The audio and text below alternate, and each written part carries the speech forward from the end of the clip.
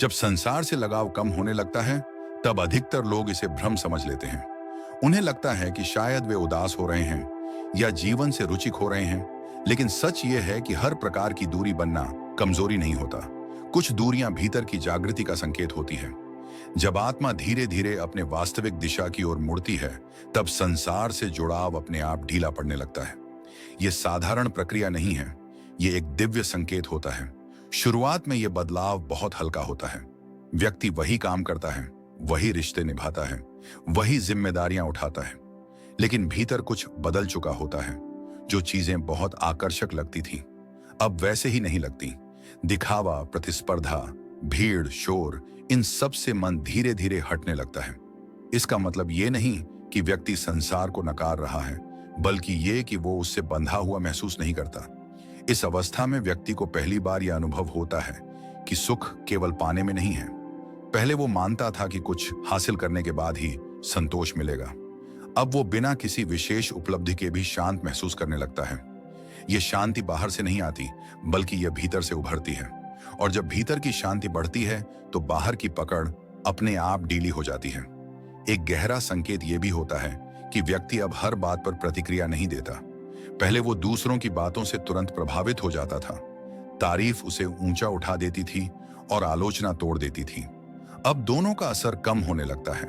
वो सुनता है, समझता है, लेकिन भीतर से स्थिर रहता है। ये स्थिरता इस बात का संकेत है कि उसकी ऊर्जा अब बाहर नहीं बह रही, वो भीतर की ओर लौट रही है। जब संसार से लगाव कम होता है, तब व्यक्ति को अकेलापन भी महसूस हो सकता है, लेकिन यह अकेलापन पुराने अकेलेपन जैसा नहीं होता। इसमें पीड़ा नहीं होती।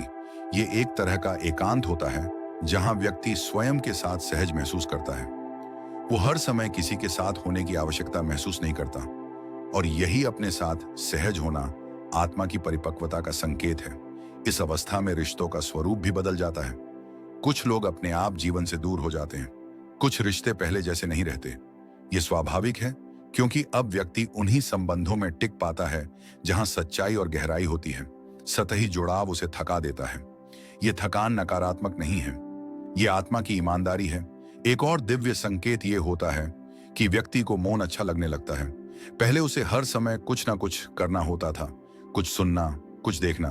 अब वो चुपचाप बैठ भी सकता है। उसे खालीपन नहीं लगता, वो उस मौन में भी पूर्णता महसूस करता है। यही मौन भीतर की आवाज को सुनने की क्षमता देता है। जब संसार से लगाव कम होता है, तब इच्छाएं भी बदल जाती हैं। व्यक्ति अब बड़ी बड़ी चाहतों के पीछे नहीं भागता। उसे बहुत कम में भी संतोष मिलने लगता है। वो जरूरत और लालच के अंतर को समझने लगता है, और यही समझ कर्मों के नए बंधन बनने से रोकती है। इस अवस्था में व्यक्ति का ईश्वर से संबंध भी बदलता है।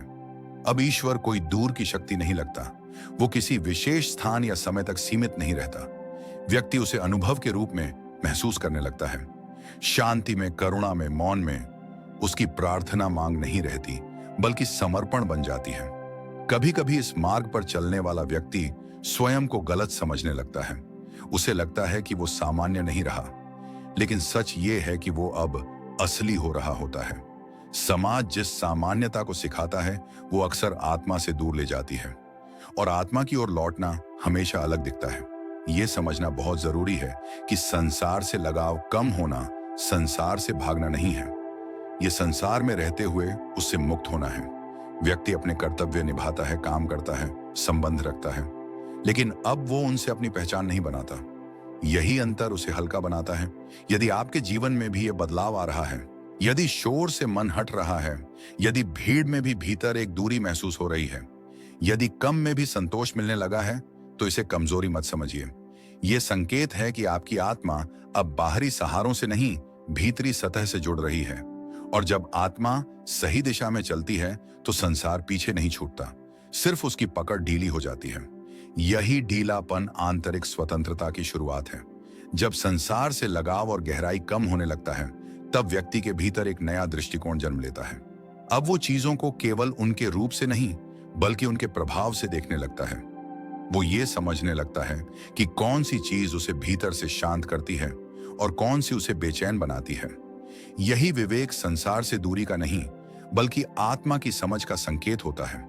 इस अवस्था में व्यक्ति को पहली बार यह एहसास होता है कि वो हर रिश्ते, हर भूमिका में पूरी तरह घुला हुआ नहीं है। वो पिता है, माता है, साथी है, मित्र है, लेकिन इन सब के पीछे भी एक शांत उपस्थिति है जो इन भूमिकाओं से अलग है।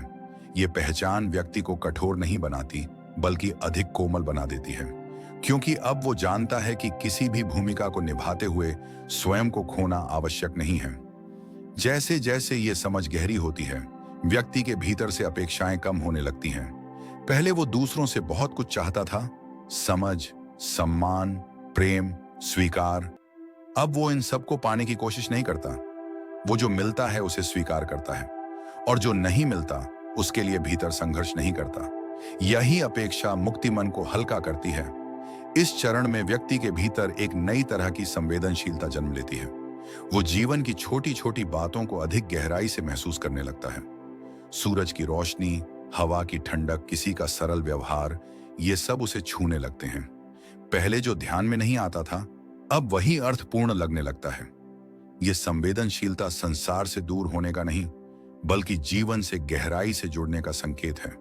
जब संसार से लगाव कम होता है, तब व्यक्ति का संघर्ष कम हो जाता है, लेकिन उसका उत्तरदायित्व समाप्त नहीं होता।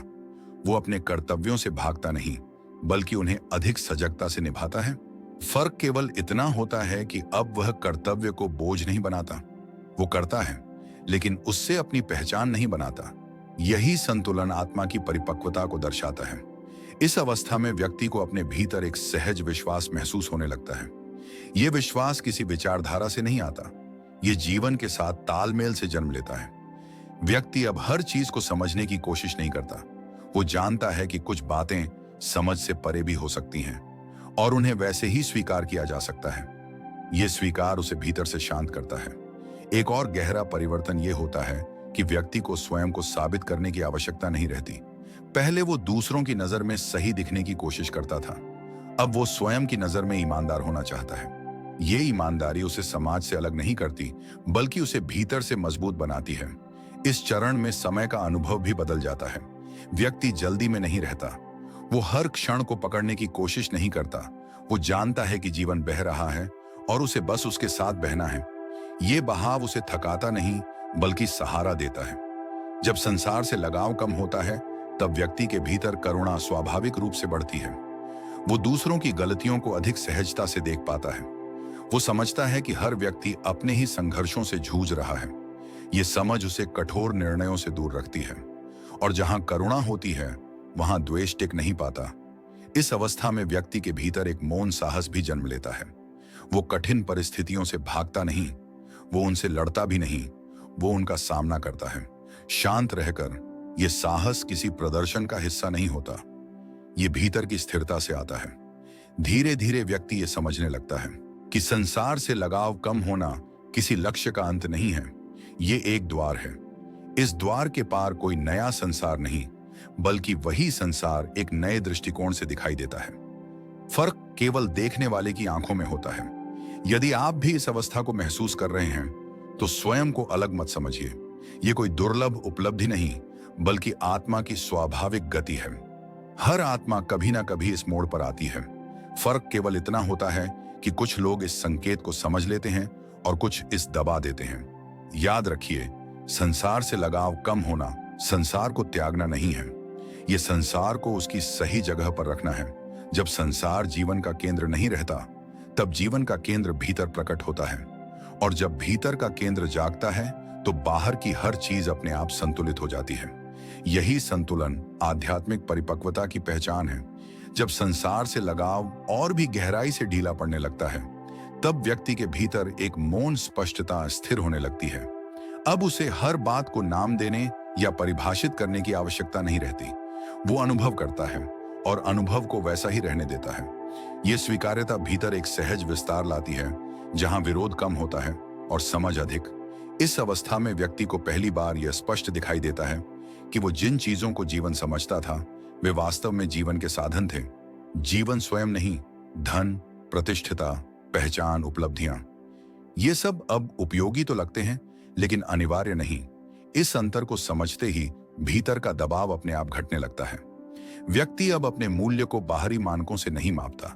जैसे जैसे ये समझ गहराती है, व्यक्ति के भीतर निर्णय लेने का ढंग बदल जाता है। अब वो डर से निर्णय नहीं करता।